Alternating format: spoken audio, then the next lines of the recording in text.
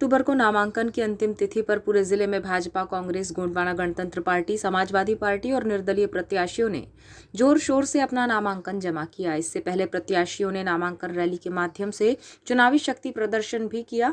बैहर विधानसभा में भाजपा प्रत्याशी भगत नेताम की नामांकन रैली में जनसैलाब देखा गया, जिसमें बड़ी संख्या में क्षेत्रीय जनप्रतिनिधि, पदाधिकारी, कार्यकर्ता और क्षेत्रीय जनता मौजूद थी।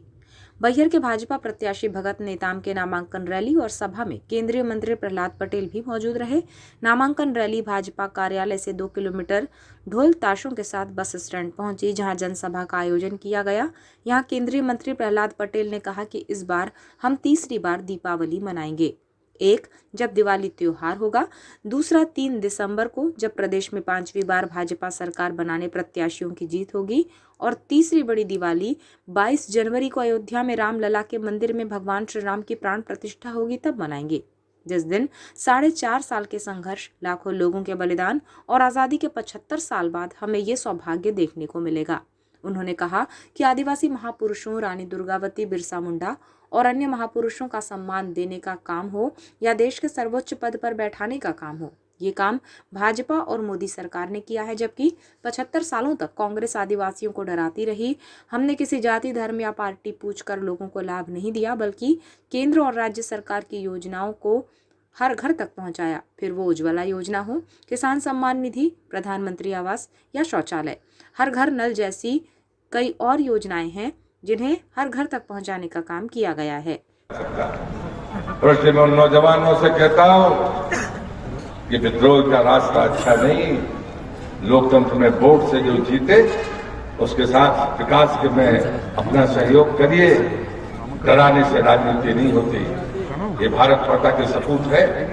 हम उन बलिदानों से प्रेरणा लेने वाले लोग हैं। हम विकास के रास्ते पर चलने वाले लोग हैं। लेकिन कांग्रेस जैसी भ्रष्ट व्यवस्था को समाप्त करना ये हम सबकी जिम्मेदारी है।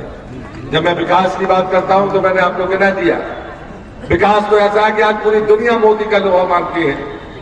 विकास तो ऐसा है कि शांति के लिए लोग हमारी तरफ नजर उठाकर देखते हैं।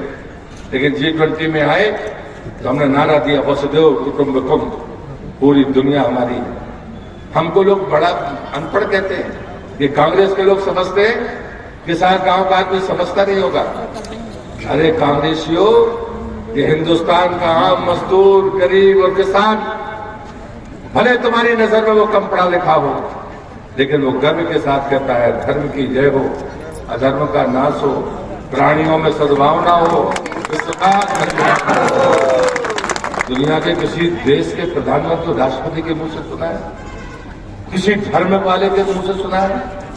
ये सनातन की ताकत है। उसका मजाक उड़ाने की गलती मत करो। तुम्हारे पापों की लंबी फेहरिस्त है। तुम्हारे अपमानजनक बातों की लंबी फेहरिस्त है। एक हमारे प्रधानमंत्री हैं जिनने भी 3 दिन पहले ट्वीट करके कहा था कि राम जन्मभूमि आंदोलन समिति ने, न्यास ने मुझे प्राण प्रतिष्ठा के लिए निमंत्रण भेजा है। मुझे गर्व है कि मैं उस सब अवसर पर वहां पर उपस्थित रहूं। नेताम परिवार का एक गौरवशाली इतिहास रहा है। हमें कांग्रेस जैसी भ्रष्ट व्यवस्था को समाप्त करना है और ये हम सब की जवाबदारी है। देश में विकास और शांति की बात होती है तो पूरा विश्व प्रधानमंत्री नरेंद्र मोदी की ओर देखता है। कांग्रेस आदिवासी, गरीब, मजदूरों को कम पढ़ा लिखा मानकर उन्हें बरगलाती रही है, लेकिन सनातन की ताकत को इन्होंने ही जिंदा रखा है। भाजपा प्रत्याशी भगत नेताम ने कहा कि हमारी प्राथमिकता विकास और समाज कल्याण की है। प्रदेश में 2003 के बाद से भाजपा ने जो काम किए हैं वो जनता के सामने है, लेकिन बीते 10 सालों में कांग्रेस ने बैहर के विकास को काफी पीछे कर दिया है। कांग्रेस ने हमेशा अपने वचनों से चलने का काम किया है। फिर वो किसानों की कर्ज माफी का मामला हो या फिर बिजली बिल माफी या बेरोजगारी भत्ता, लेकिन भाजपा ने जो कहा वो कर दिखाया। हमारा प्रयास है कि चुनाव जीतने के बाद बैहर विधानसभा क्षेत्र के गढ़ी, उकवा और दमोह में ITI खुलवाकर यहाँ युवाओं को ट्रेंड किया जाएगा ताकि युवा आत्मनिर्भर हो सकें।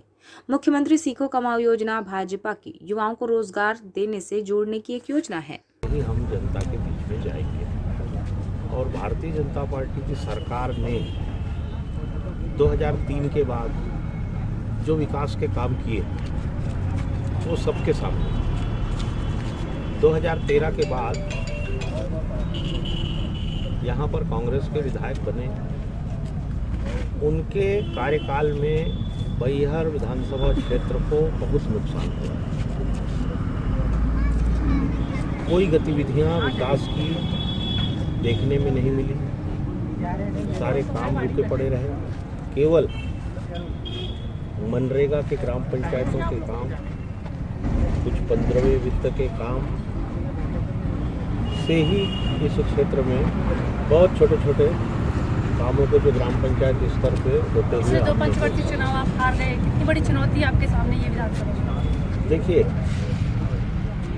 चुनाव के मैदान में चुनौतियां हमेशा होती हैं, लेकिन जनता इस बात को महसूस कर चुकी है कि निर्णय जो उन्होंने 2013 और 18 में दिया उसका नुकसान गांव को हुआ, गरीबों को हुआ, सभी वर्गों को हुआ। और कांग्रेस ने जो धोखा किया, चाहे वो ऋण माफ़ी की बात हो, किसानों को उसका कोई लाभ नहीं मिला, चाहे वो हमारे युवाओं को बेरोजगारी भत्ता देने का विषय हो, बेरोजगारों को छला गया, चाहे वो बिजली बिल फ्री करने का विषय हुआ, उपभोक्ताओं को उसका कोई लाभ मिला।